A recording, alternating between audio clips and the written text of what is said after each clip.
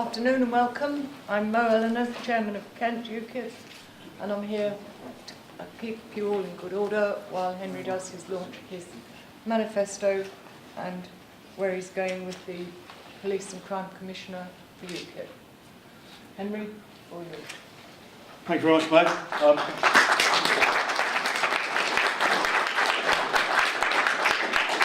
That's very kind of you, thank you. Susie. Ladies and gentlemen, obviously the manifesto is an important moment in any campaign, the launch of the manifesto, and it's not any less than any other campaign. I'm thanking you very much for being here. It's been a long way for some of you, and it's necessary that we actually sit together and we start to all understand where we're going with this campaign. So thank you. Now the campaign, the manifesto itself really consists of 11 main policy areas in two separate baskets. The first basket, which is the first 5 policy areas, relates to what I would call the day-to-day operational work of the police. The second basket is more day-to-day engagement, policy-related engagement, and, if you like, political engagement of the Police and Crime Commissioner. And then there is one area that we'll come to at the end, which rather covers, I would say, or is the backdrop to the whole thing, as far as the Police and Crime Commissioner is concerned, and this manifesto is concerned. The first of the first basket, the first policy area of the first operational policing basket, is reconnecting the rural or the community with policing, and particularly in rural areas. I was out in the Hoo Peninsula last night talking to a bunch of guys in a pub, as you do, seems to be a UKIP thing, and they were all telling me that they had absolutely no belief in the police whatsoever. That as far as they were concerned, the police had lost all credibility. And they were telling me that that's because they never see a police officer. Whenever there's a crime, and they suffer a lot of petty crime out there apparently, broken windows, damaged cars and so on, whenever they ring up the police never respond. They'll issue a crime number, and that is it. So they don't report crime. And if they don't report crime, then the police don't know what's going on. Or in worst case scenario, they think nothing is going on. And so they don't do anything about it, they don't identify a problem, and therefore they don't identify a solution. And so actually, it builds into a vicious circle of an increasing deterioration in the law and order situation, particularly in rural areas. In more urban areas, the police have a higher profile, partly because the police stations are in those areas, and the police resources have been concentrated in those areas, and partly because it's a PR exercise, partly. And I'm not being critical, it's necessary for the police to be in the public eye, but you're going to be more in the public eye, for example, in the high street of Canterbury, than you are out in the Hoo Peninsula. So it's partly about that. But we need to reconnect this. Now, how am I going to do that? I'm going to introduce the office of Parish Constable. Parish constables used to exist many years ago, before my time in policing, and they were regular police officers. We do not have the resources to introduce regular police officers across all 309 parishes of Kent. But what we do have is the resources to enable those parishes to put up candidates to become special constables in all of those, for all those parishes, all 309 parishes. And special constable, just to clarify this, has police training, has full police powers, the powers of a police constable. They are, however, volunteers, and they give of their own time. Now, this is different to police community support officers, who do not have full policing powers. We need to identify the difference between the two and be clear about that. So these would be volunteers with full policing powers, working in their community, in the parishes, and acting as the first point of contact for that community in terms of day-to-day policing issues. They would record crime in those parishes, and they would ensure, by reporting up their police command chain, that the police, as an institution, Kent Police, understand the nature and character of the issues in that community. And it's not in the manifesto, but I'm going to take a trick from the military. When I was in jungles of Central America, and when I was in Afghanistan, and Bosnia and everywhere else, the military always do what they call a village profile. They want to know what the character of the village is, what's the population, what are the main shops, what's the businesses, what's the driving economy, what's the employment situation, who are the main characters, what are the problems in that community. And it provides you with an understanding of that community, a bit of a feel for it. So I will introduce that into policing. So we understand our communities as police officers a great deal better than we do now, because we've been disconnected, frankly, for some time. And the parish constables can assist with that process. There are two other areas that you'll find in the manifesto under this policy area. One relates to firearms certificates, and I'm not making a big issue of this, but there is a potential problem in the fact that Kent Police are far less responsive in terms of renewing firearms certificates than most of the rest of the country.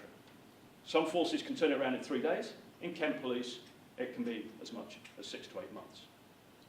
It's a service provision thing, and because it also relates to the monitoring of firearms and those that possess them, then there is a public safety issue there as well. So there's a service provision and a public safety. And the third element that you'll find in there is actually maybe a bit close to my heart, but relates to Remembrance Day and the parades that traditionally have taken place across the country, including here in Kent. There's one place here in Kent that has, for 21 years until last year, been able to hold a parade down their high street. They're now, or last November, they were unable to do so because the police, both for legal reasons, changes in the law, and resource reasons, were unable to support that activity. For the first time in 21 years, that parade has not taken place. I will ensure that the police do support such parades, and I will ensure, or I will encourage them to make sure that the resources are in place. And if we have special constables there as parish constables, then that's one way of doing it. Now, I believe that this is important, not just because it's Remembrance Day, but because from my own experience as a police officer and as an army officer, I can tell you that quite often police officers face exactly the same risks and dangers as their military colleagues. Maybe not so intensively, maybe in one-off incidents rather than an engaged campaign. But police officers lose their lives in the line of duty, based partly on the ethos of supporting your community, sacrifice for the greater good. And this is something that I think we should encourage and build upon and not lose. This is something that is disappearing with the passing of the veterans from World War I, obviously they've all gone, and World War II. And we're starting to lose it. So I think we ought to retain it, and we ought to preserve it, and I think the police should be part of it. The second policy area, sorry, just to stay with the first one, I should also say that there are a whole range of volunteers who engage really very intensely in terms of policing in the communities. There's Neighbourhood Watch, there's Horse Watch, there's the Rural Crime Network, which is a more sort of institutionalised body in some senses. There are landowners, there are waterways organisations, maritime organisations, all who have a role in terms of observing what's going on in the community and working with the police to solve it. They are not the people who should be themselves solving it, but they are part of the eyes and ears of the community. And so that's something that will be built upon when I am Police and Crime Commissioner in Kent. But this issue, the second policy area, the reduction of death and serious injury on our roads in Kent, is a serious one. Kent suffers an 11% higher than the national average rate of death and serious injury on our roads. There are many reasons for that. We have the second highest number of road miles conducted by cars and trucks and buses and so on in the whole country, for any county in the whole country. We've got a strategic road network. We've got a lot of foreign drivers. There are all sorts of reasons why Kent is a particularly difficult place to work in terms of road safety. However, when we are seeing, for many years, the rate of deaths was falling every year, year on year. For the last 3 years or so, it's been increasing. And between 2013 and 2014, Kent lost more people killed on its roads than we lost in Afghanistan on the average year. Okay? It affects the individual, it affects the families, it affects the friends, and of course, it's a tragedy. But it also ties up valuable and important emergency services, resources, and costs the taxpayer a lot of money. There is every good reason why we should be driving down the rate of death and injury on our roads. Every good reason. And as a PCC, with a mandate for public safety, If you ignore that, then I would suggest there's something seriously wrong. Now, Kent County Council are the statutory or have the statutory responsibility for the road casualty reduction strategy. Police don't have that. Kent County Council have stated that they will work with the police on enforcement and on developing local initiatives and so forth.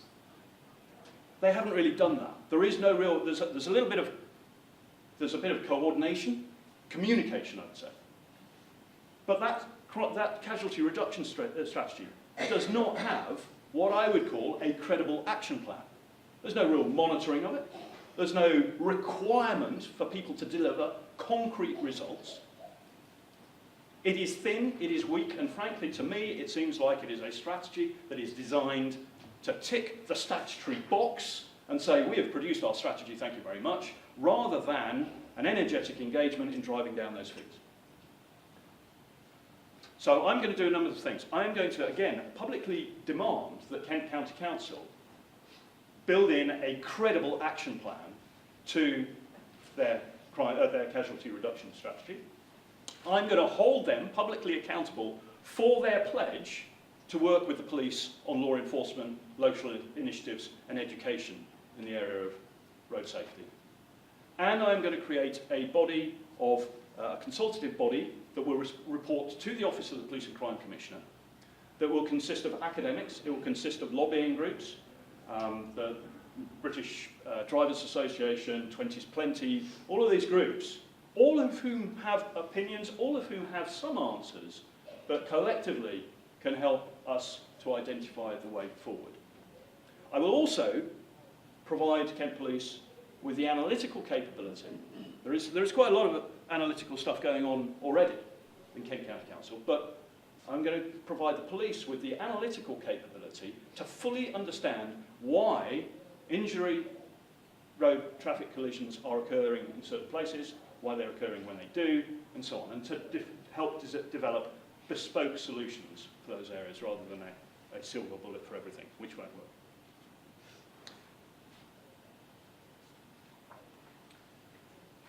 Organised crime creates a framework for lower level criminality in our communities. It also harms public health and it undermines businesses. Public health and organised crime. If we look at drugs, cocaine and heroin are not produced in the UK. Heroin could be out of the base materials, but generally it's not. And even those materials are imported materials. They're imported by organised crime. In that case, transnational organised crime is involved, and the ability of the police to deal with that is going to assist in driving down the number of deaths, which, if I remember rightly, over the last 4 years, with cocaine have increased 120%, heroin 60% across the country. So, organised crime, deaths through imported drugs are linked. We need to understand it better. Her Majesty's Inspectorate of Constabularies has said that Kent Police need to understand the nature of criminal networks, organised crime, within our communities, because at the moment there is a lack of that understanding. Kent does work with Essex on serious crime, but not so much on understanding the networks involved in organised crime. It's about understanding a character. Why? Because again they lack the analytical capability, part one. Part two, as to why, it's because they don't get accurate reporting coming in, because not all the crime is reported and police aren't on the ground. You see how these things are starting to link together. Harm to business comes partly through cybercrime, but it comes through theft and damage. Again, in the rural areas, they suffer quite a lot from this. Farmers are suffering 800 million a year is the value of rural crime across the country. But we've got to tackle all of that. Kent has also been criticised for its inability to understand cybercrime. Now, the argument is that cybercrime actually generally doesn't occur within the police area. So it projects itself, reaches into the police area. That's true. But if that police area does not take note of what's going on, does not collect the data, does not collate that data and doesn't analyse it, then it's not able to feed up to a bigger picture. And that bigger picture is where then the country needs to be dealing with cybercrime threats.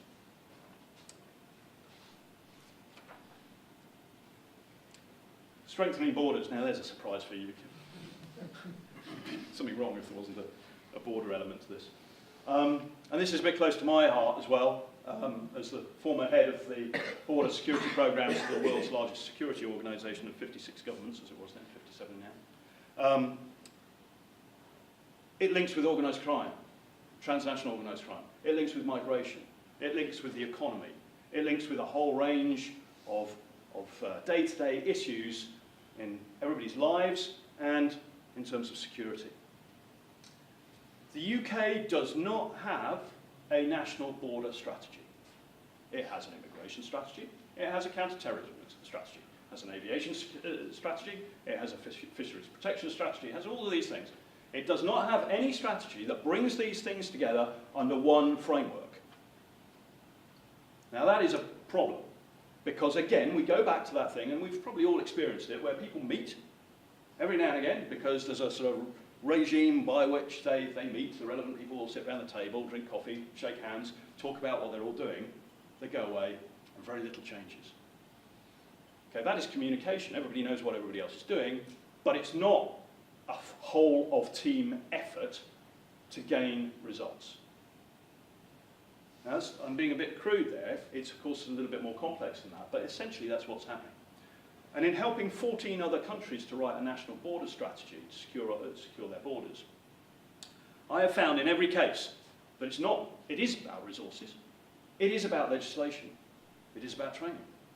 But primarily, above anything else, it's exactly the same problem that we've got here, and it is the interagency working, getting different agencies to work together according to one set of goals, and moving together as a joint team does not occur. So the secret to enhancing those borders has always been, in all 14 cases, has been to get them to work properly together.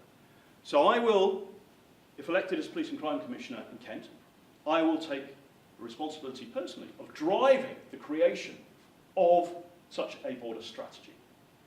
It's a political framework element, falls within the Police and Crime Commissioner's remit, because, if I quote the strategic policing requirement, it says that PCCs and Chief Constables must demonstrate that, by working with partners, they have taken account of the need for appropriate capacity to protect the UK border, the critical national infrastructure, civil nuclear sites, transport systems, and the public. So I would take that as my mandate to get involved in this. And I would see that then as being something that could stand up as an example to the rest of the country.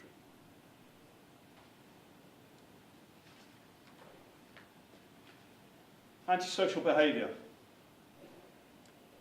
This is an outrageous infringement on the day-to-day lives of ordinary people going about their day-to-day business.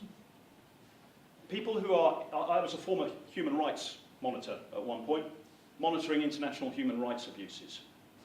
And I've developed from that, because I've seen how antisocial behaviour, not necessarily human rights abuses, but one has often been involved with the other. I've seen how it really destroys lives and how it upsets people. As a police officer, I've seen people's lives devastated by antisocial behaviour. And I mean devastated. I've known of people commit suicide because of what's going on in their neighbourhood. It is utterly unacceptable. And yet we seem to be unable to do anything about it. Now, I do not have the answer, because across the whole of Kent, and in this campaign so far, I have seen so many different communities, so many different people, so many different sort of atmospheres, that I cannot believe that there is one single solution to antisocial behaviour. So I'm not going to suggest that there is. But a step along that road, again, will be understanding the problem better. So I will create a Kent Antisocial Behaviour Research Centre, a research and advice centre, that will be a resource that is available to communities across Kent and individuals who are suffering the blight of antisocial behaviour. It will be a place that they can go so that they can get advice in terms of their particular situation. They can get help in getting into contact with the right people to solve it. And because it will be connected to behavioural research units, that centre will be able to make recommendations as to how to develop bespoke solutions to some of the problems. Now, I'm not saying that will solve antisocial behaviour, but I am saying that people, victims of crime have somewhere to go for advice and assistance. Victims of antisocial behaviour don't really have anywhere to go. And there is a lack of understanding as to how we deal with it.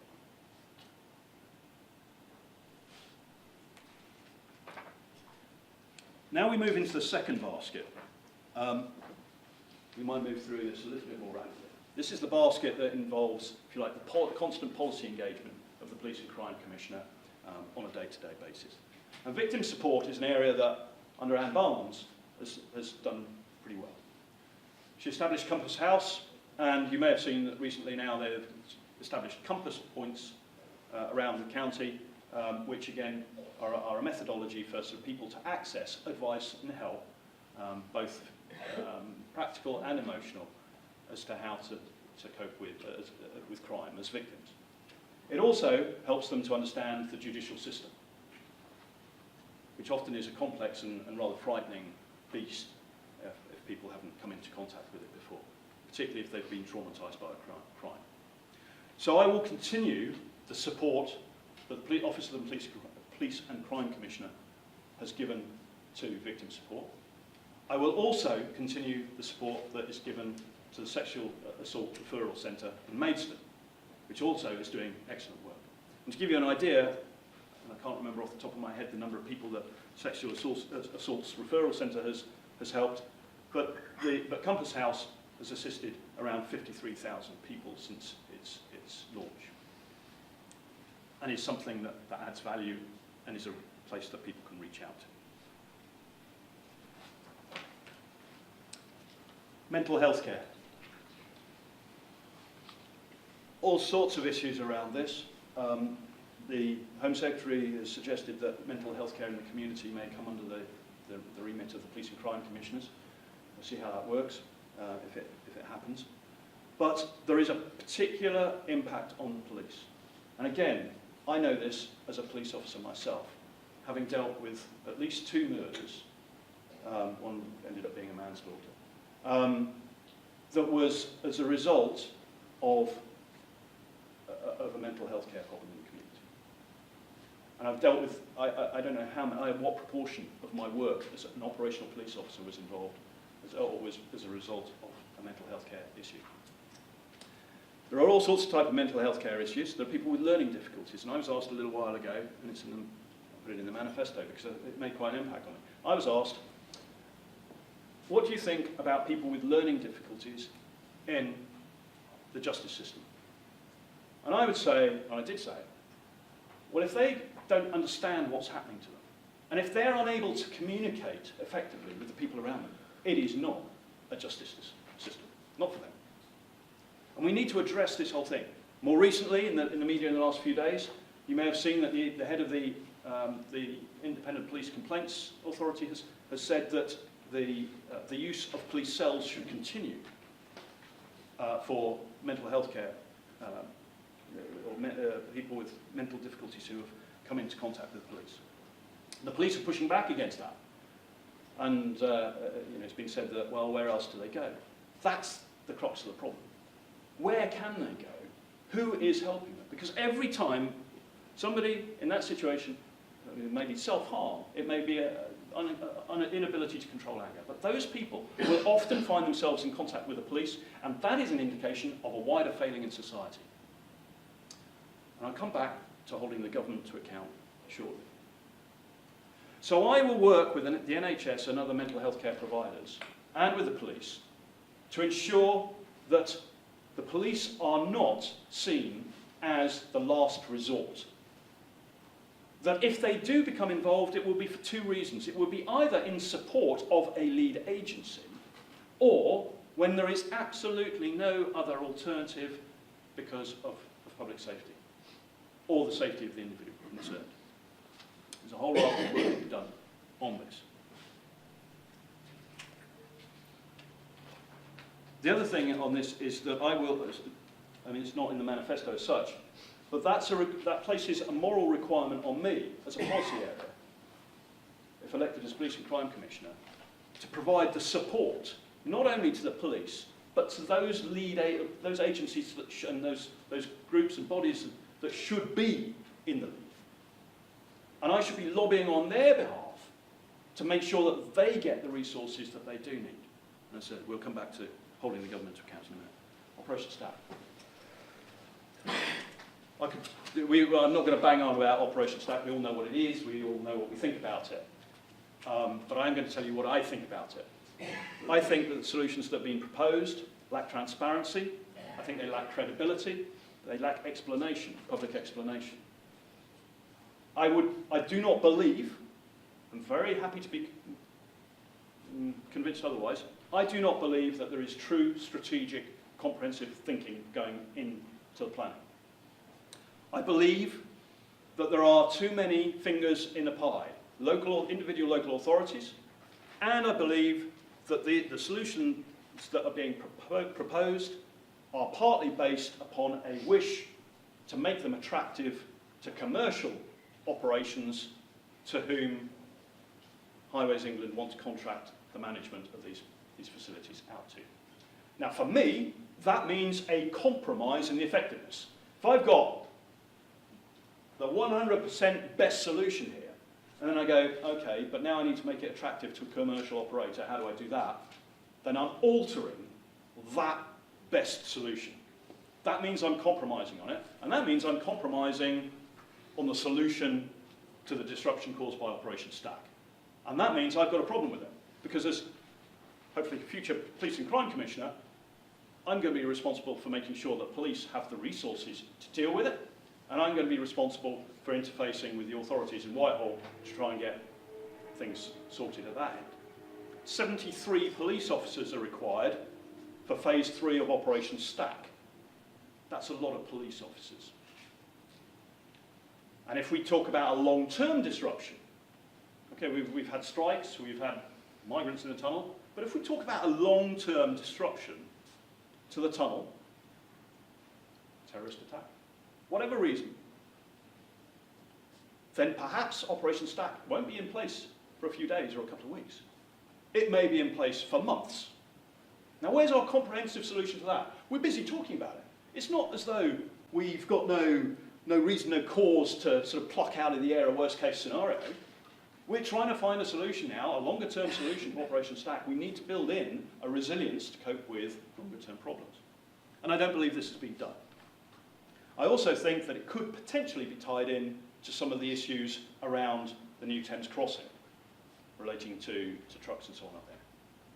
So I'm going to very publicly get involved in the Operation Stack planning, and I'm going to demand transparency, I'm going to demand explanation, I'm going to demand comprehensive approach. Now there is nothing special about that, it's not rocket science, it's what we should all expect, but I don't believe it's what we're getting. And my entry point on that is policing. Because of the policing resources, and because I happen to know that Highways England want to use a contractor to manage it, but also to manage the movement of trucks down to Dover. So then we have a commercial operator moving convoys, whatever, packets of trucks on a public highway, motorway. You know, what are the implications for policing there? Who's responsible for what? Who has primacy? And I start to get worried about that.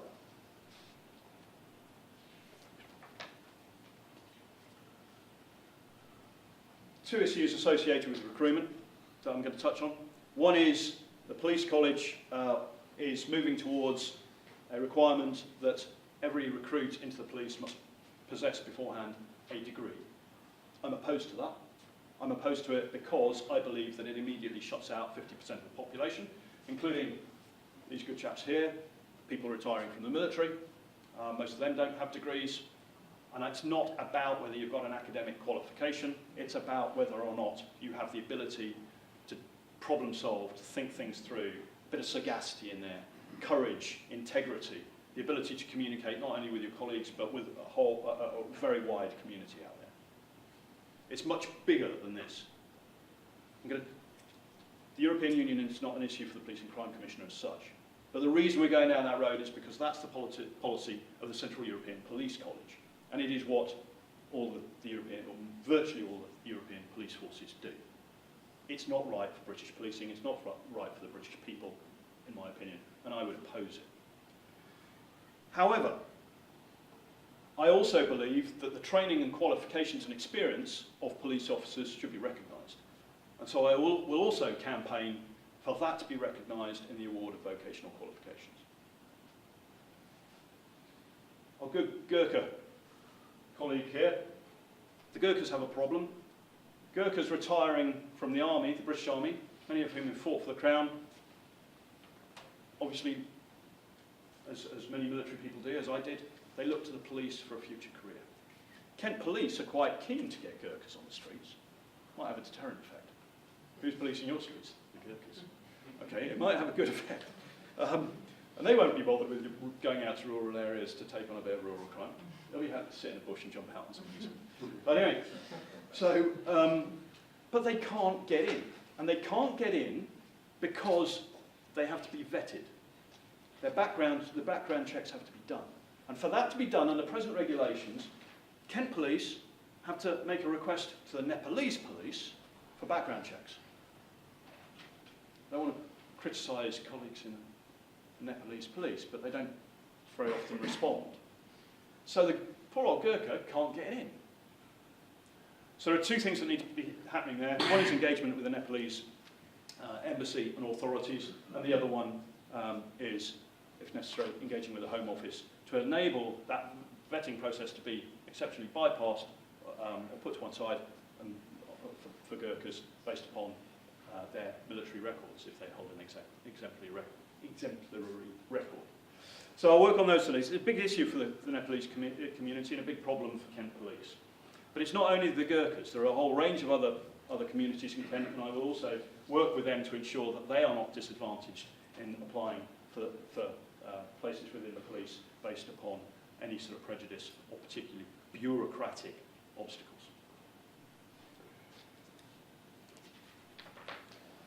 Privatisation.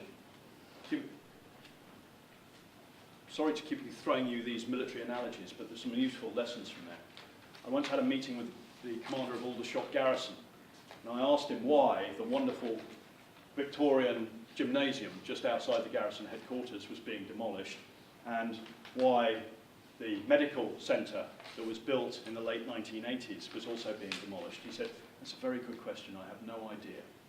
The estates are run by somebody who is an organisation, a commercial organisation, who are given a budget, and they support that budget by making bids to the Ministry of Defence every year for what their plan is for the next year. So obviously they need to keep that cash flow turning over. It's not, you know, if they've not got that cash coming in, if they're not doing any work, they're laying people off, they're not making the same profit. And so they were not placed under any obligation to consult with the garrison commander as to whether or not it was okay to demolish his medical centre or his gymnasium and build new ones. Utterly exempt from any communication with the military on this, except to say, we're going to demolish your gymnasium, you're going to have to stop using it, because we're going to build a new one. The garrison commander says, well, we don't need a new one, that's perfectly good. But he doesn't get consulted, has no say. Now, that's just one example, but there are all sorts of ideas of contracting out law enforcement activities. We've already got the probation service with the CRCs working that, and here in the South East, we've got a particular problem with the performance of the private probation service, if you like, which is not delivering against its targets, but the South East has no recourse. They've given it away. So they can't step in, they don't have the resources any longer to step in and take it over. They can't just cancel the contract because then nobody's doing it. So there are all sorts of difficulties around this. So I will oppose any effort to contract out any policing or judicial activity that falls within the remit of the Police and Crime Commissioner. I will oppose, with caveats, which are in the manifesto, I'm not going to read them through, the contracting out of other functions as well. I would want to see the criteria that are written in the manifesto applied to every contract.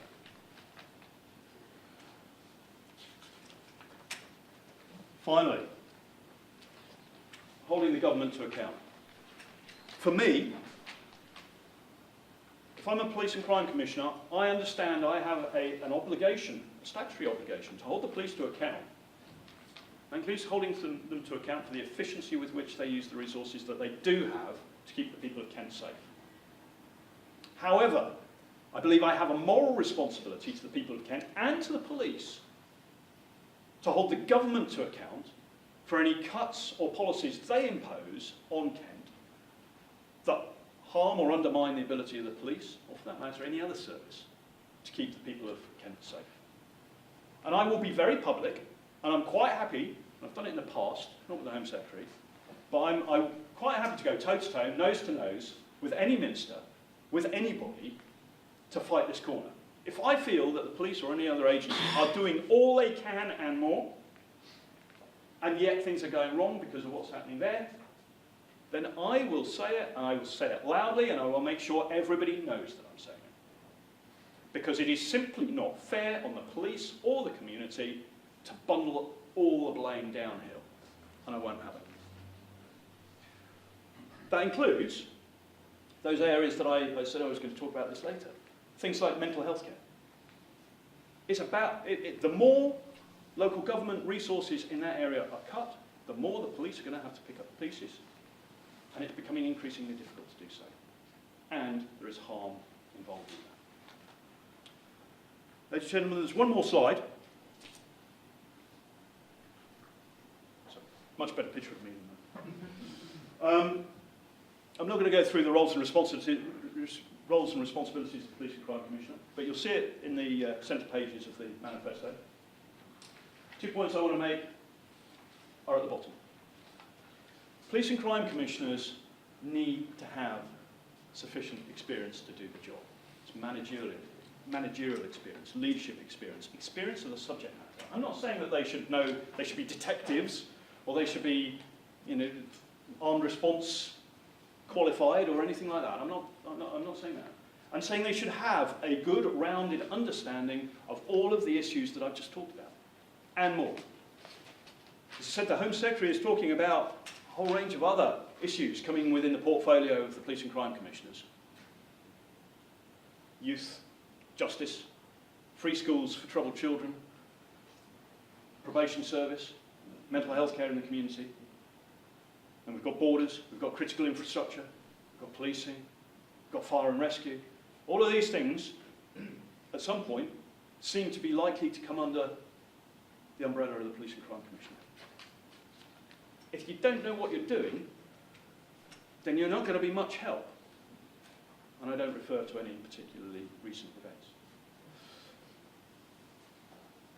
It's not a place to learn the job. This is public safety and security we're talking about here. It's about whether or not somebody with a mental health care problem is actually getting into trouble with the police and ending up in a jail, in a cell. It's about whether or not we're vulnerable to terrorist attack. It's about whether we're vulnerable to organised crime. It's about whether or not we've got an 11% higher than national average rate of death and serious injury on our roads. A whole range of issues there. And it's not a place to start learning how to do it. And it's absolutely not a place that you go in order to get it on your CV because you want to go to Westminster in the future. This is as serious as it gets as a political post, I would suggest. Yeah. And it needs a serious person to do it. Ladies and gentlemen, thank you very much. I think now...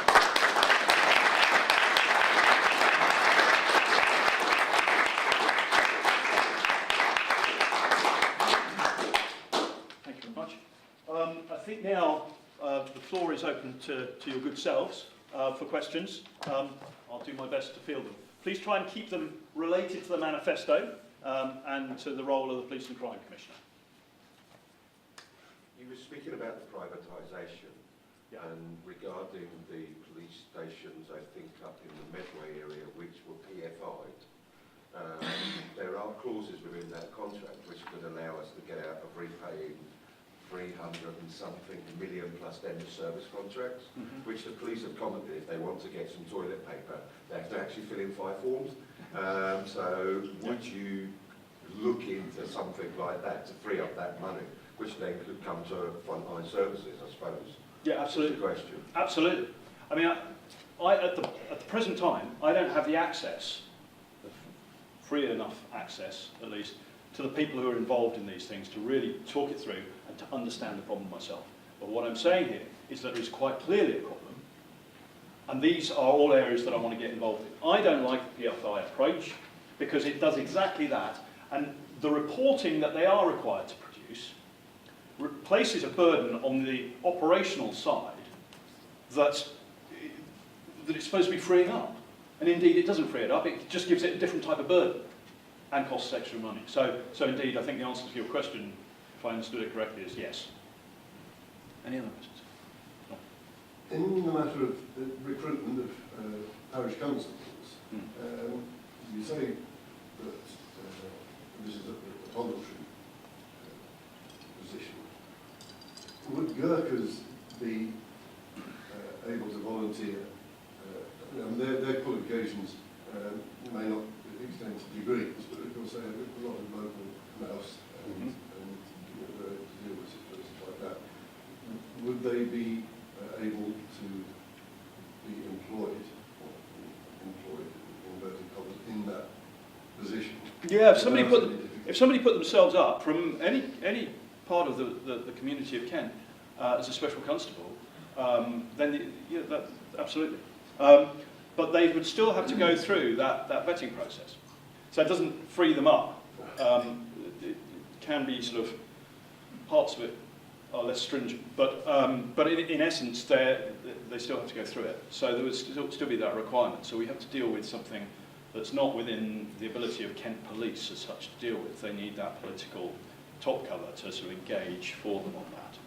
And I should actually say, I think I omitted to say it, that these special police constables would not be, absolutely would not be, a replacement for existing policing arrangements in the area. They would supplement, not replace, existing policing arrangements. So, and I would ensure that that is quite clearly stipulated and enforced. Are there going only to be individual constables in each parish, or is there more than one? Initially, I would not, there are 309 parishes in Kent, and I would not envisage all of those parishes having somebody coming forward or necessarily even wanting somebody. And if your parish happens to have a police divisional headquarters in the middle of it, then maybe you're not so concerned about it. We will see, but 309 is if it was one constable for each parish, it would be 309.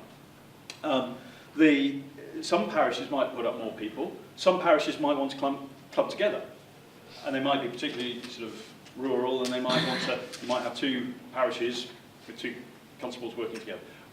A lot of this will have to be worked out by the chief officer of the Special Constabulary for Kent Police.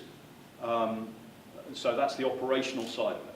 But what I'm saying on the political side of it is that if I'm elected as Police and Crime Commissioner for Kent, there will be a programme of recruitment and placement of special constables as parish constables across the county. Whether or not the recruits come forward and the operational management of those individuals, the tasks are clear, I described them earlier, but that operational management would be a matter for the police. Another small point. Just quickly, and then I'll go to somebody else. Does this recruitment also include normal special constables, not specifically for the parish staff? Yeah, if a special constable already in place wished to become a parish constable, they could do so. But there is a difference. And thank you for raising that question, because there is a difference. There will be no requirement placed on any existing special constable to move into the role of a parish constable. Parish constables will not be taken out of their parishes unless there is an arrangement with a neighbouring parish that provide cover there as well, and the communities are happy with that. So that it will be a distinct category of special constables. And one won't be moved, an individual won't be moved from one to the other unless they wish to move. And many special constables actually, in many forces, not in Kent, Kent has an exemplary special constabulary, and I would recommend, you can find that online under Kent Police Special Constabulary. It gives you a very good description of the special constables in Kent. There are over 400 at the moment. But many of them, many forces rather, they employ, I don't know, for example, an accountant as a special constable, and they say, right, okay, we need somebody like you to help us do our forensic accountancy work. And of course the guy's joined because he wants to go and do something else. He just wants to do his day job when he's a special constable. So it's about how you manage these people, and that's a job for the chief officer of the special constabulary. But no, there are two distinct categories, and one won't be asked to move from one to the other, unless they wish to. What do you propose to do about the chocolate policemen, i.e. the community officers, have no power to do anything? The first thing that I would not dream of doing is criticising them. They do a lot. They're in an unenviable position because often they're placed in situations where they don't have the power to act. One of the things that I would do is freeze the recruitment of police community support officers. How we manage the overall staffing balance of the police is something that I would wish to discuss with the Chief Constable, and I've not had the opportunity to do that. So for me, I do not believe that it is right or fair to put an individual in a position where members of the public think that you have full policing powers and you do not. I think that is unfair on the individual, and I think it's potentially dangerous. Although I have to say, there doesn't seem to be much evidence to support what I've just said, because they're well trained in not getting too involved and calling for support at the right time.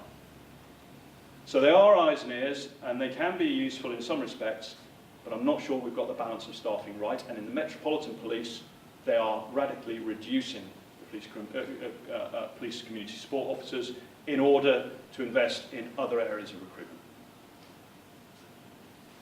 Yes. Henry, I might as well ask a question so we can see how your mind works on these things.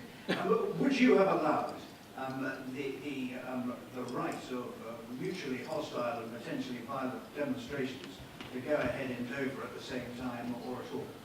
Yes. I would, because my hands would be tied. I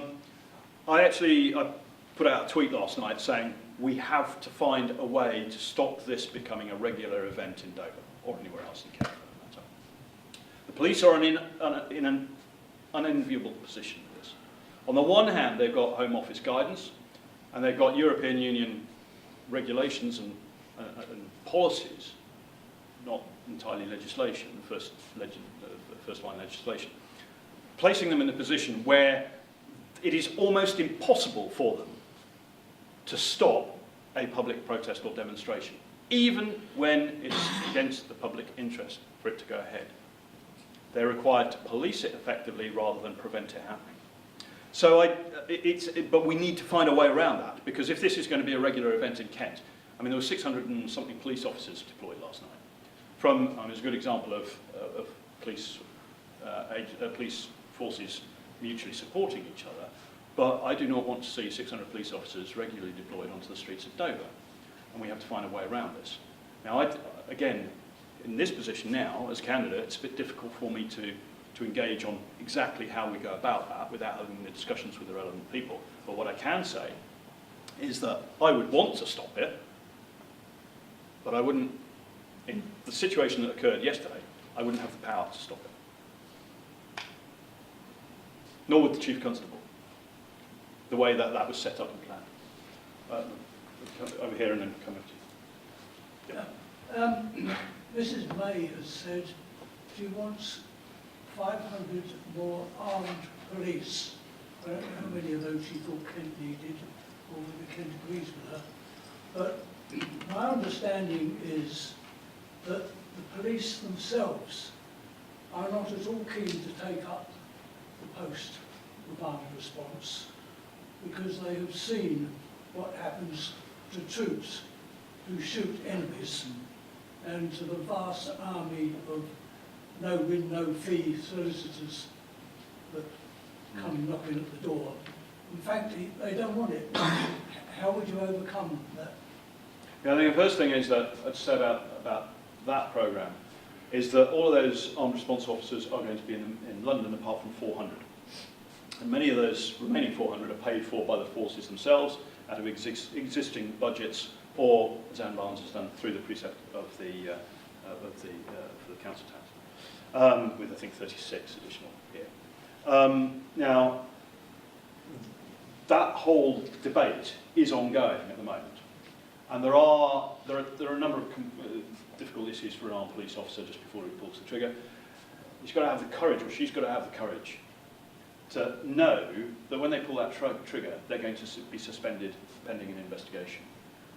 So they are automatically going, that shooting is going to be automatically, and without exception, investigated. And during that time, that police officer is suspended from duty. Now that's a difficult thing to go through.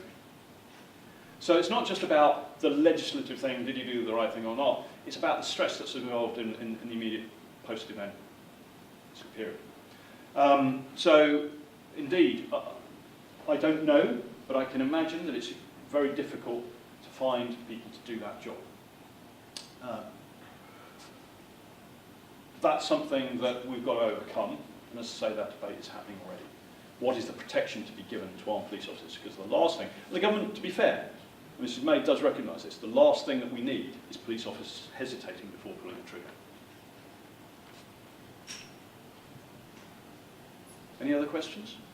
Yes, sorry, yes, sir. It's not a question, actually, Henry. The fact is that, regarding what you have in mind, some of the public are not happy with the police, but what they don't understand is the police are under immense pressure, and their morale, we know that because we know police officers, and their morale is so low. What you're proposing to do will certainly boost that, I'm sure. At the beginning of the manifesto, which I didn't go through because it's a letter, it's not really a policy area as such. But if I may take the opportunity to read a couple of parts of this. Police across the country are having to cope with huge uncertainty as a result of the government's cuts to the budget. Police are increasingly being asked to pick up the pieces when society and other agencies can no longer cope. The officers and staff of Kent Police give outstanding service to their community. But as I know from my own policing experience, this comes at a human cost. We owe it to our police to support them, and I will. I will work closely with the Chief Constable, the Superintendents Association, the Police Federation, and Unison to ensure that all possible steps are taken to ensure the welfare of police officers and staff. Now that's, one has to look at all of the contributory parts to it. I was a police officer myself, I know the pressures they're under. My sister-in-law is a police inspector over in Reading, and it's been almost the death of their marriage. She's been under huge pressure, particularly in recent years with the cuts. So, I appreciate the problems. It's about working with the management team to ensure that the police are protected from that. And I do believe that part of that is, I said at the beginning, or earlier on, leadership is a key element or a key attribute for any police and crime commissioner. And leadership isn't about being directive. Leadership is about making everybody feel good about what they're doing and working towards a common set of goals and being appreciated for doing so. And I think that's the answer to that. And flying that political top cloak. The previous slide, holding the government to account. We need to make sure that the public understand what the problem was. We need to make sure the government understand that. We need to know that the police officers know that somebody's actually fighting their corner for them whilst they're getting on and doing the dirty work. And I think that's the answer to your question.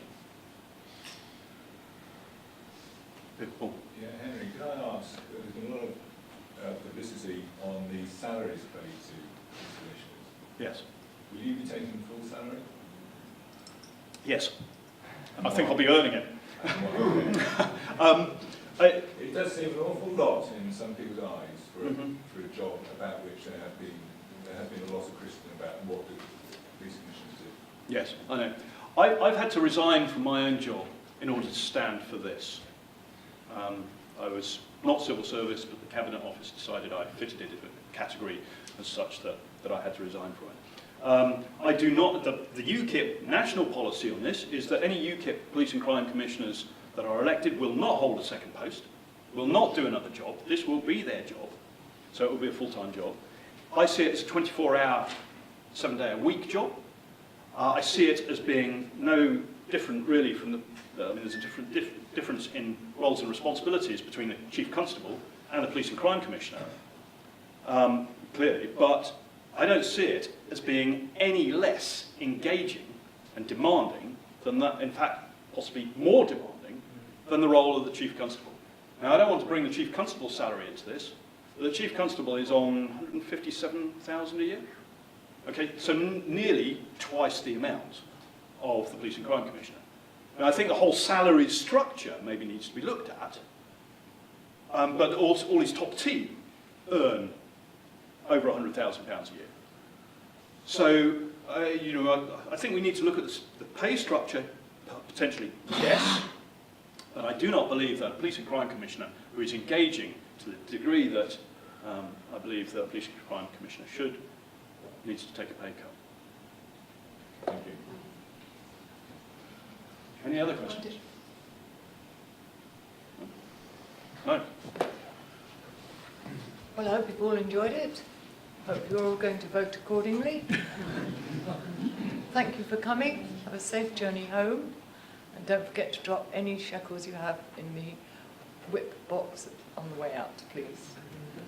Good to see you. If I may just say, sorry, a quick sort of Do you have any of these? sort of last round. You should all have a copy of this. It will be in later tonight, early tomorrow morning. It will be downloadable from the website. The details are on the back, www.henrybolton.org. So you can download it in PDF form from that. You'll also be able to follow the campaign and so on Facebook and Twitter. The details are on the back. There is also on the website. You will see the, well, in fact, I'll give it to you now. My email address is henry@henrybolton.org, which shouldn't be too difficult to remember.